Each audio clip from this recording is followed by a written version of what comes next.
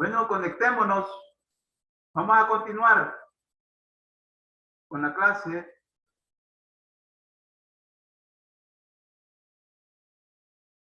Bien, estábamos a este nivel.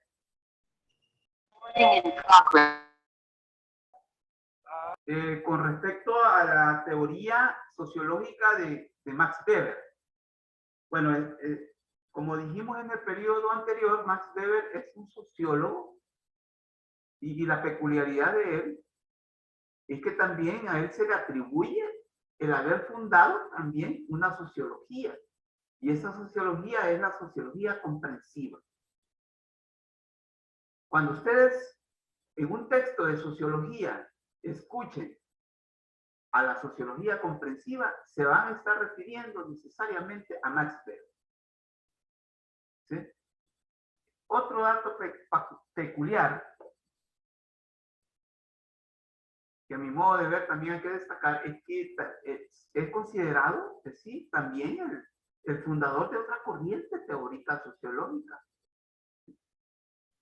Y de lo que se trata es de meterse ya de lleno a estudiar la producción intelectual científica de estos precursores, de estos exponentes. Bien, bueno, estábamos en esta idea, le importó sobremanera hacer estudios serios sobre las sociedades tradicionales China, India y demás del lejano oriente para sustentar y sostener teórica y metodológicamente los estudios sobre el fenómeno de la religión, a tal grado que propuso una sociología de la religión. También, pues, otro aspecto que hay que destacar en Max Weber y que le importó mucho el fenómeno religioso. Mire, a todos los sociólogos les ha importado mucho el fenómeno de la religión, pero no como Max Weber. Si Max Weber tiene todo un documento, toda una producción científica, ¿sí?, alrededor de la religión, hasta el grado que fundó una sociología comprensiva en la cual va a encontrar a la religión como un verdadero fenómeno humano que explica en verdad, ¿sí?, cómo el ser humano se puede cohesionar, ¿sí?, se puede cohesionar alrededor de un ser divino.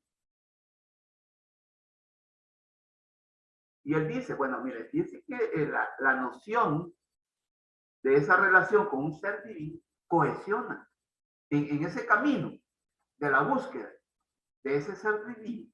Los hombres se unen, se cohesionan como en ningún otro momento, como en ningún otro lugar. Y es cierto, ¿sí?, para bien o para mal. La religión cohesiona, la religión une. Ahora bien, eso lo dice Max Weber en su sociología comprensiva. Y todos sabemos que es la comprensión. Bueno, en entender más en su verdadera dimensión, en su profundidad, lo que acontece alrededor de un problema, alrededor de la realidad. Entenderlo, ¿sí?, y hasta aceptarlo. Pero también vamos a ver que la religión en la medida que se ha venido desarrollando el fenómeno religioso, más ahora con esto de la informática, ¿sí?, la religión pues se ha convertido en un fenómeno bastante complicado y problemático. Porque en vez de ser puentes, porque también, bueno, algo que destacaba también Max Weber, que las religiones deben ser puentes.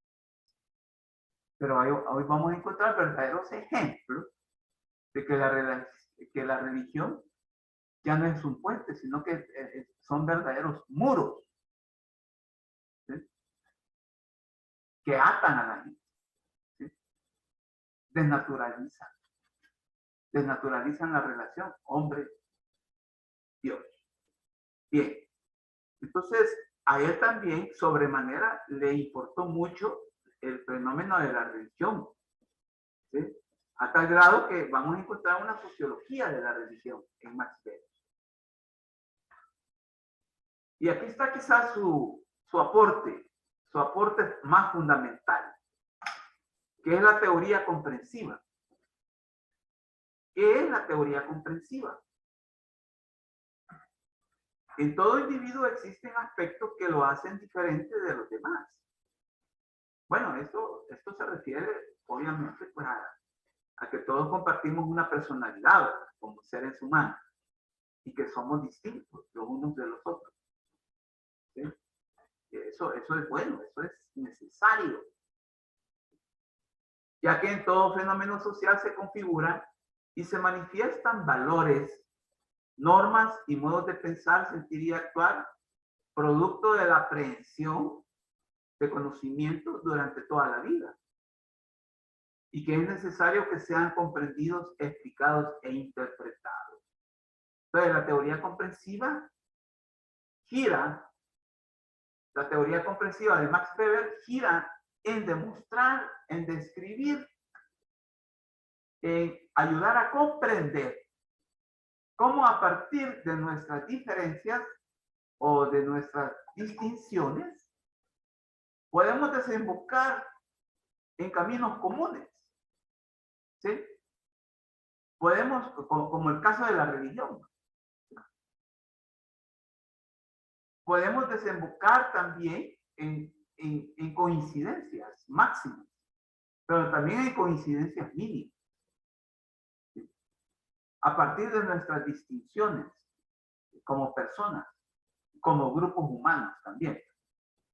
Entonces, eso nos va a explicar también cómo se configuran modos de pensar, sentir y actuar también. ¿Sí? Ojo, es muy importante esto.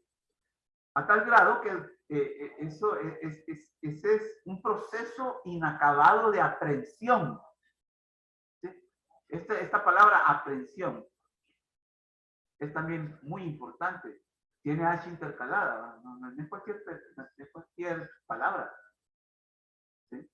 Viene de aprender, pero no de aprender así sin H, sino que aprender con H. Tengan cuidado en eso. ¿Sí? Pero es un proceso de aprehensión, de conocimiento durante toda la vida. De ahí viene aquel refrán que dice que aprendiendo la vida se nos va la vida. No sé si ustedes ya habían escuchado eso. Pues hoy lo están escuchando de este viejo. Pues a nosotros, aprendiendo la vida se nos va la vida. ¿Sí? Esto es lo que quiere decir aquí Max Weber con este proceso de aprehensión, ¿sí? que dura toda la vida. Toda la vida. Bien. ¿Hay alguna opinión, alguna pregunta al respecto? Bien. Recuerdan que ayer yo les hablaba de que más adelante íbamos a empezar a ver las principales corrientes sociológicas, pero con mayor detenimiento, con más profundidad, y no en una forma genérica, somera, como hablamos en los primeros 2 días de clase, y que ha comenzado este curso intensivo de sociología. A partir de este momento vamos a empezar a hablar de las principales corrientes sociológicas, pero con más detenimiento. ¿Sí? El estructural funcionalismo y el materialismo histórico. Comencemos con el estructural funcionalismo. Es la corriente que sostiene que todos los aspectos de una sociedad, instituciones, tradiciones, normas y leyes, cumplen o satisfacen un propósito y son indispensables para el funcionamiento y la supervivencia más o menos normal, equilibrada y armónica de la sociedad. Su máximo exponente es Emilio Durkheim, quien en su trabajo Las reglas del método sociológico planteó cómo se manifiestan las necesidades de las estructuras sociales y sus funciones. Mire, voy a poner el dedo en el renglón de esta idea, más que todo cuando se menciona al máximo exponente de la corriente sociológica, que es Emilio Durkheim. Sí y solo sí, cuando él plantea en su trabajo intelectual llamado Las reglas del método sociológico. ¿Sí? Cuando Durkheim propone las reglas del método sociológico, es en ese momento y es con ese documento, con ese trabajo, en donde él manifiesta, ¿sí?, cómo la necesidad de las estructuras sociales en una sociedad y que éstas cumplan funciones necesarias, ¿sí?, necesarias y suficientes. No estoy hablando de Comte. Hemos tomado distancia de Comte, de Augusto Comte. Estamos hablando de Emilio Durkheim. ¿Por qué? Porque el día de ayer yo le dije, mire, es que Emilio Durkheim, como discípulo de Comte, va a continuar y va a actualizar, ¿sí?, las propuestas de Augusto Comte. Y aquí entonces Comte lo vamos a plantear como un pionero, ¿sí?, como un precursor. Pero ahorita estamos destacando a Emilio Durkheim. Ojo con esto. Y ya hablando de las principales corrientes sociológicas. Bien. Su concepción del mundo. Resulta que las corrientes sociológicas, tanto el estructural funcionalismo como el materialismo histórico, sostienen una concepción del mundo, una cosmovisión. ¿Cómo ven el mundo? ¿Cómo consideran el mundo? ¿Y cómo se transforma el mundo? O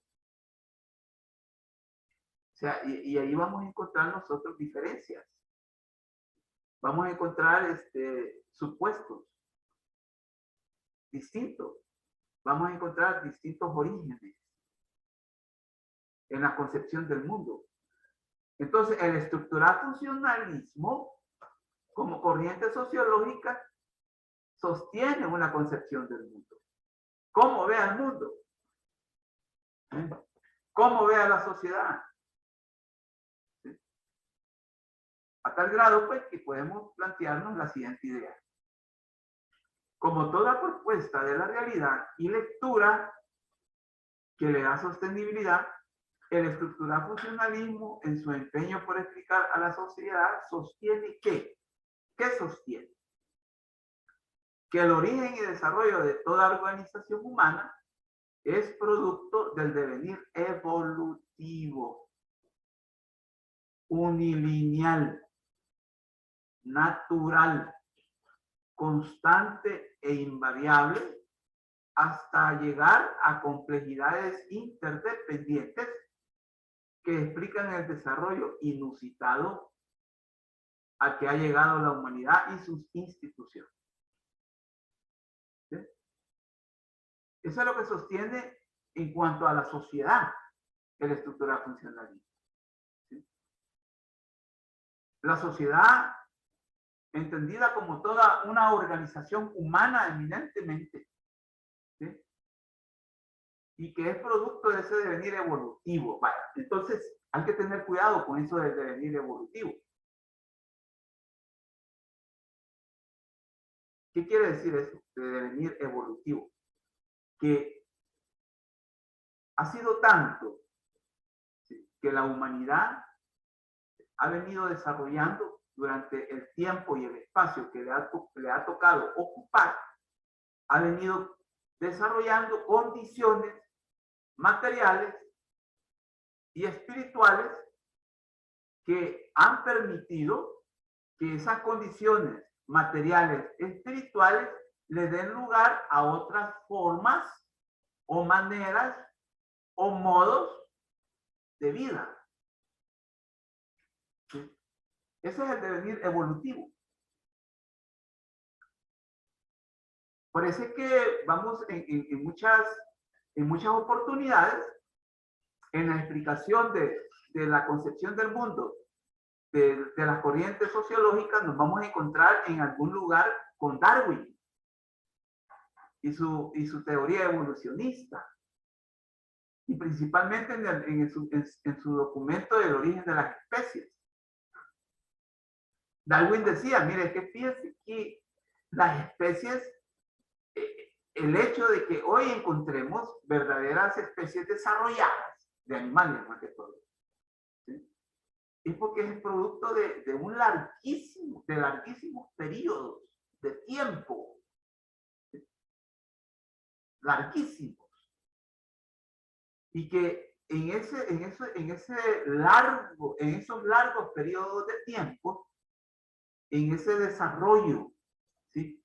en ese desarrollo necesario que han sufrido las distintas especies animales e incluso humanas, y que se fueron desarrollando nuevas formas de enfrentarse con la realidad o de convivir con la realidad o con el mundo. Y por eso es que se va a explicar pues, las distintas especies animales. Como muchas veces, y esto es propio de la teoría evolucionista de Darwin.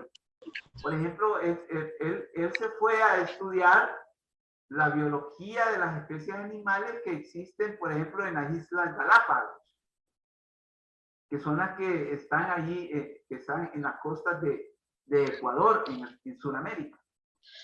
Y él se explicaba cómo fue posible que ciertas especies de animales solo existen ahí, en esas islas Galápagos, y no en otras partes. Vale decir, en otras partes de América o en otras partes en Europa, ¿sí? O en Asia, porque precisamente cuando hubo determinadas condiciones climatológicas, determinadas condiciones geológicas que permitieron que esas especies se aislaran en esas islas.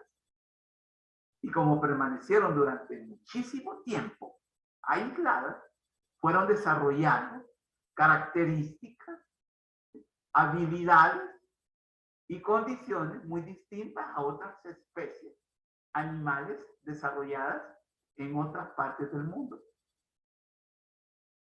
Entonces, eso es lo que Darwin, estoy hablando de Darwin, es lo que Darwin va a considerar el devenir evolutivo. ¿Sí? El devenir evolutivo. A tal grado, y es con respecto al ser humano. Y esto no lo dijo Darwin, esto lo va a decir ya la gente que va a desarrollar la teoría evolucionista y le va a dar continuidad y le va a dar actualidad. ¿Se han fijado ustedes que ahora los alimentos que consumimos vienen altamente elaborados? ¿Sí? Altamente elaborados a tal grado de que muchas veces no los masticamos, solo los tomamos. Y si los masticamos no es mucho. No los masticamos mucho. Porque vienen tan elaborados que solo basta con medio masticarlos y ya los podemos consumir. ¿Sí? Y muchos continuadores de la teoría de Darwin dijeron, bueno, va a llegar un momento en el devenir evolutivo del ser humano. Va a llegar el momento, y esto se va a dar dentro de un larguísimo periodo de tiempo. Entonces, el ser humano es posible que en un futuro pierda los dientes, porque no los usa mucho. Hay un principio evolutivo, que los órganos que no se usan se atrofian y tienden a desaparecer. Así como sucedió con muchas aves, que Darwin encontró en las Islas Galápagos, que no volaban, pero eran aves. ¿Sí?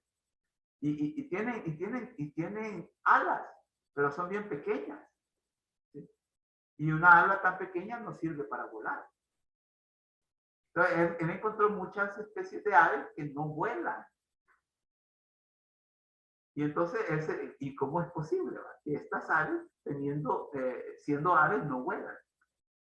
Porque en el devenir evolutivo, ellos ya, como no habían depredadores, no habían enemigos en las Islas Galápagos que los amenazaran, entonces se fueron quedando sedentarias.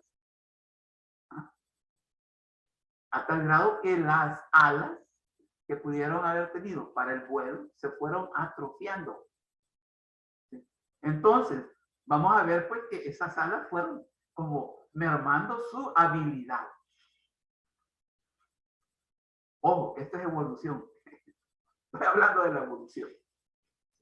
Entonces, si ustedes, hay verdaderos videos en internet en donde ustedes pueden ver de que hay aves en las Islas Galápagos que no vuelan. Tienen alas, pero son bien chiquitas. Entonces, ese es producto del devenir evolutivo. ¿Ah? Entonces, las sociedades humanas, o la sociedad humana también en el devenir evolutivo ha venido también mutando, ha venido desarrollando, ¿sí? Acumulando condiciones materiales y espirituales para ir cambiando evolutivamente hablando. Por lo tanto, y esto puede ser como un punto de examen, que el estructural funcionalismo utiliza la teoría evolutiva para ir explicando los cambios. Y miren, y en realidad, fíjense que, por ejemplo, en medicina, hay un principio evolutivo que a mi modo de ver es bien complejo. Porque Darwin decía en su teoría evolutiva, miren, fíjense que las especies que no logran adaptarse a su medio mueren, desaparecen. Pero las que sí se adaptan van a pervivir, van a sobrevivir. Las que tienen condiciones para la adaptabilidad. O sea que los fuertes sobreviven y los débiles sucumben, mueren. Es lo que le llama darwinismo. Porque precisamente Darwin, ese es uno de sus postulados principales. El problema es que trasladar eso a la sociedad es terrible. Es peligroso.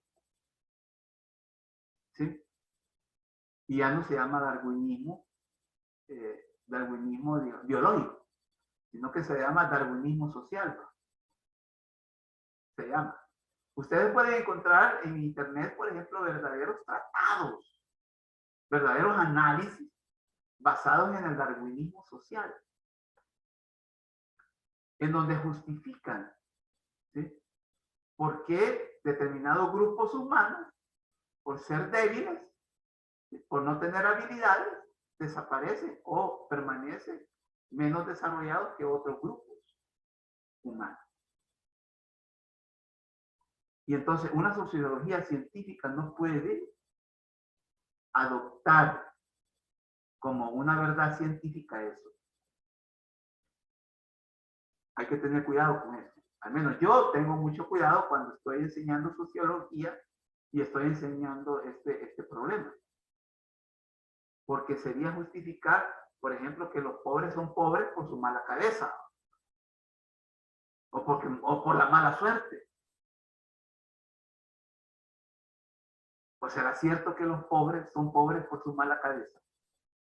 ¿Qué dicen ustedes? Alguien que alguna opinión que tenga. ¿Será cierto eso? Que los pobres son pobres por su mala cabeza, por sus malas decisiones.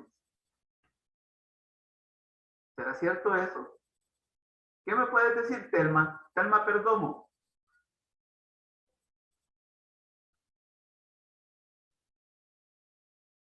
O cualquier compañero o compañera. Gabriela. Buenas noches. Yo opino que la verdad no, en mi opinión no, porque yo creo que también hay muchas, por ejemplo, una persona pobre aquí en el país no solo es porque piense mal, sino que no tiene tantas oportunidades, por ejemplo, por más que esté muy preparado, no hay tantas oportunidades para poder desarrollarse y creo que no solo en ese país, sino que es lo que pasa en la mayoría ya. Muchas gracias, Gabriela, por tu opinión.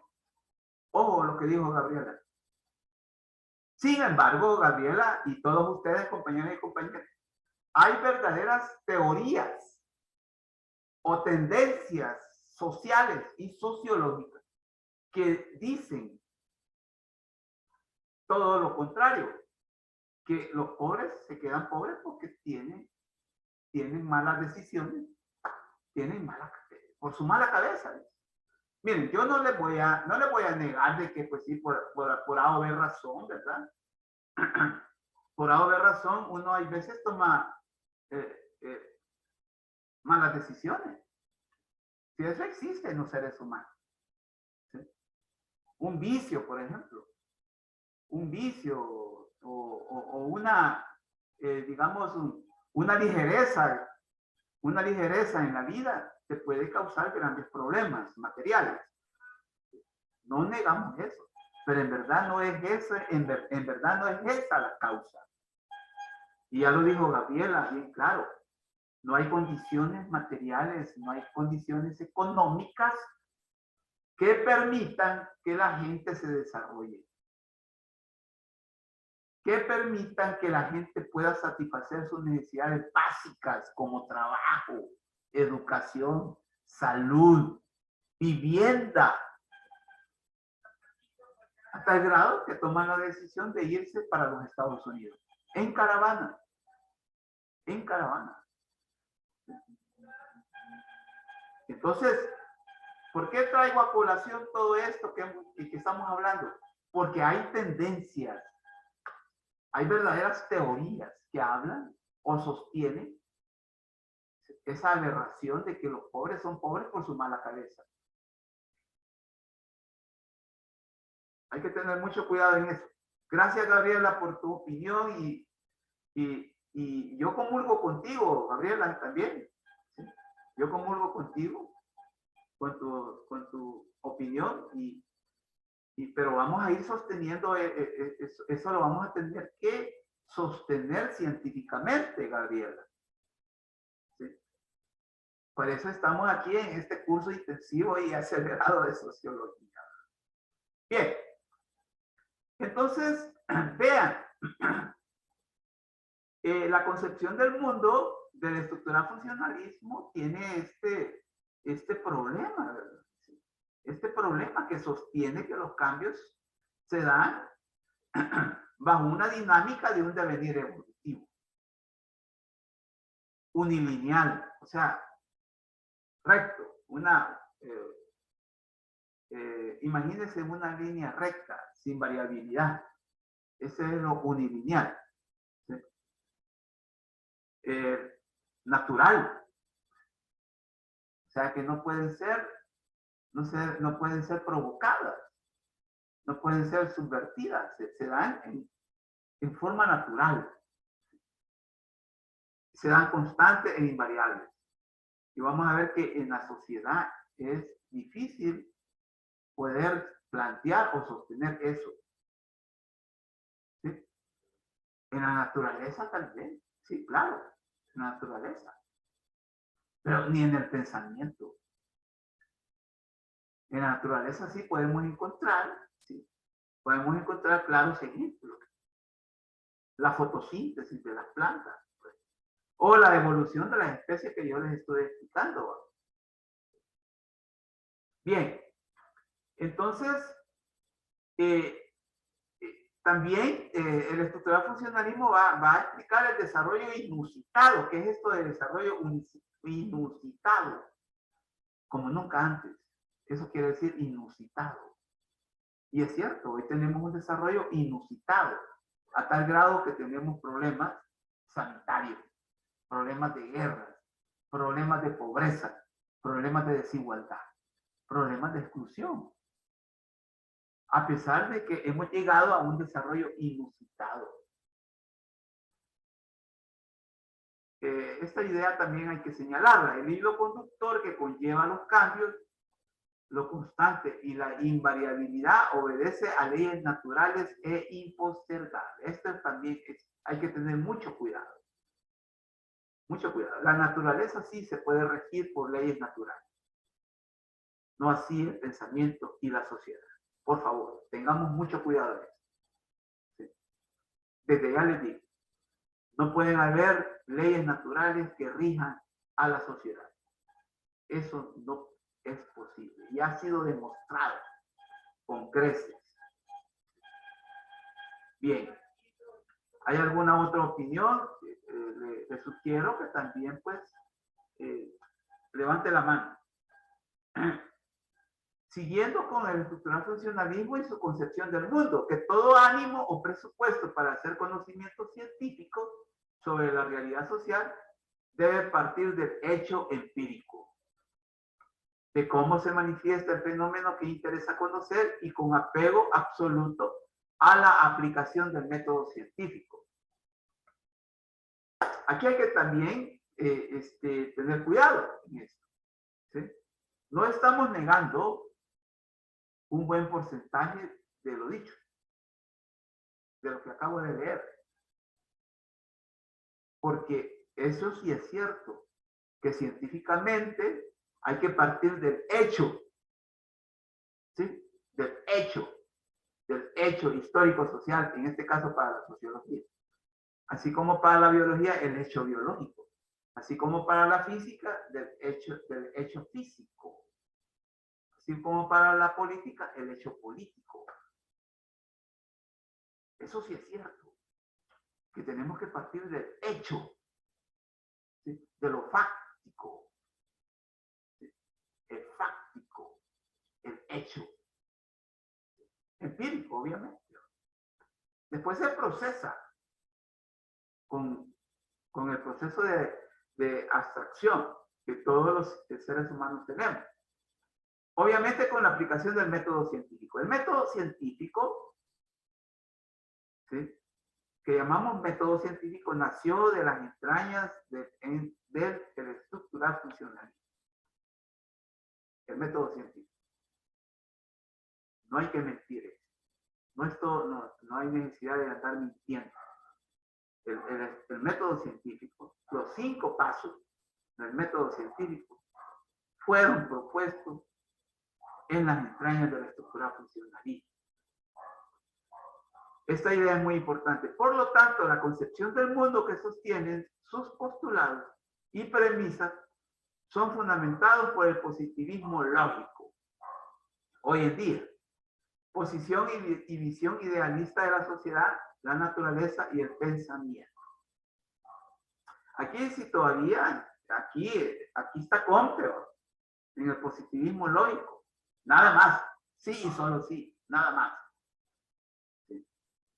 Y que es la posición y la visión idealista de la sociedad, la naturaleza y el pensamiento. ¿Sí? Y el pensamiento. Bueno, veamos pues el materialismo histórico. Hay que tener cuidado también. Aquí ustedes pueden ver como que, mire, la teoría del conflicto, entre paréntesis. Mire, y aquí que no está la mano peluda de Carlos Marx. Usted se puede estar preguntando. Me imagino. Fíjense que sí. Aquí está Marx. También. En la explicación plena de ese materialismo histórico. Del materialismo histórico. ¿Qué es lo que dice fundamentalmente? Es la corriente que postula que la base de la historia social de la humanidad es la economía y las relaciones sociales que conlleva la economía. ¿Sí? Para el materialismo histórico, el primer hecho humano, ojo, el primer hecho humano configurado humanamente hablando fue el hecho económico. Para esta corriente. ¿Sí? Y obviamente las relaciones sociales que se van a derivar de ese hecho económico. Y ustedes ahí están, el mercado. ¿Sí? Por eso que yo les decía el día de ayer, mire, el mercado es tan viejo como la humanidad. El mercado. Ustedes van a ser licenciados en mercadotecnia y tienen que manejar, pues. Tienen que manejar estas dos corrientes. Tienen que manejarlas porque resulta que, y miren, y esto yo se los digo como sociólogo.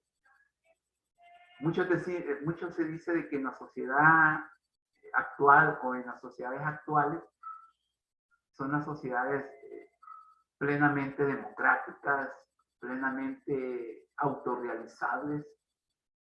¿Sí? Y muchos hablan hasta de las que vivimos sociedades del conocimiento. Vivimos en la sociedad del conocimiento, dicen muchos documentos. ¿Sí? Muchos documentos salen y lo dicen a los cuatro vientos, y no solo a los cuatro vientos, sino que lo dicen en los techos. Son postulados dichos en los techos. Cuando yo digo, ¿qué quiere decir esto que se dice en los techos? Que salen a viva voz a gritar eso. Esa gran falacia que vivimos en la sociedad del conocimiento. Y eso no es cierto. Al menos en El Salvador. Para el caso salvadoreño. Sí, claro, ahí sí hay que recalcar. No vivimos en la sociedad del conocimiento. ¿Vivimos en la sociedad de la información? Sí, porque nos han saturado de información. Estamos llenos de información. ¿Sí? Estamos, digamos, enquistados de información. Si no, vea, pues el instrumento que ahora se tiene para informarnos, que es el Internet. Hay información, hay una vasta información de todo, falsa y verdadera. Nos han saturado de información, más no de conocimiento. Esto nos ha llevado también a que haya una preeminencia del mercado. Ojo con esto. Y es necesario que ustedes lo manejen. A tal grado que también se dice que se vive en la sociedad del mercado. Y es cierto. Eso sí es cierto. Vivimos en la sociedad del mercado, en donde prevalece la mercancía y los servicios para satisfacer necesidades. Ojo con eso. Y la economía, como aquella, digamos, aquella disciplina científica que puede interpretar la producción y la reproducción material de la vida. La economía. Entonces, yo creo que hay que tomar en cuenta y hay que tener mucho cuidado con lo que estamos hablando. Para ustedes, que van a ser licenciados en mercadotecnia y que se van a ligar con el mercado en mucho de su quehacer profesional. Resulta que el periodo se nos ha acabado de tiempo de esta reunión. Vamos a seguir mañana, ¿de acuerdo? Y no olviden hacer el corto, que ya está, que es el primero. Lo pueden hacer a partir de las 7 de la noche de este día. Hasta las 12 del mediodía del día siguiente, o sea, de mañana. ¿De acuerdo? Vamos a llegar hasta aquí. Pasen buenas noches. Gracias, igual. Feliz noche. Buenas noches. Bueno, feliz noche.